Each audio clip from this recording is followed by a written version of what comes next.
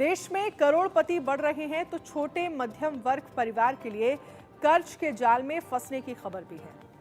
दरअसल देश में काफी समय से लोगों की बचत घटने और उन पर कर्ज बढ़ने की खबरें सामने आ रही हैं। घरों पर बढ़ते लोन को लेकर रिपोर्ट्स में चिंता भी जताई जा रही है। अब केयर एज रेटिंग की रिपोर्ट में खुलासा किया गया है कि भारतीय घरों पर बढ़ते कर्ज की वजह हाउसिंग लोन में हो रहा इजाफा है। केयर एज के मुताबिक भारतीयों के कुल रिटेल कर्ज में होम लोन की हिस्सेदारी 50% है।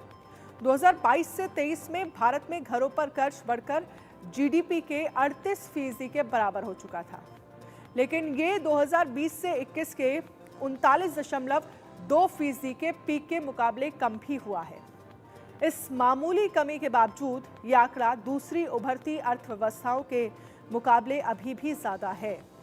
आंकड़ों के मुताबिक ब्राजील में हाउस होल्ड लोन जीडीपी के 35% के बराबर है। वहीं दक्षिण अफ्रीका में घरों पर कर्ज जीडीपी के 34% के बराबर है। भारतीय घरों पर कर्ज के भारी दबाव के बीच क्रेडिट कार्ड समेत दूसरे अनसिक्योर्ड लोन में काफी इजाफा हो रहा है। इसको लेकर चिंता जताते हुए कहा गया है कि इनकी कड़ी निगरानी की जरूरत है, लेकिन कर्ज में इजाफे की मुख्य वजह होम लोन को ही माना गया है। अब बचत का पैटर्न बैंक डिपॉजिट की जगह रियल एस्टेट जैसे असेट्स की तरफ शिफ्ट हो गया है। इस ट्रेंड से ये संकेत भी मिलता है कि लोगों में अब घर का मालिकाना हक हासिल करने की चाहत बढ़ रही है।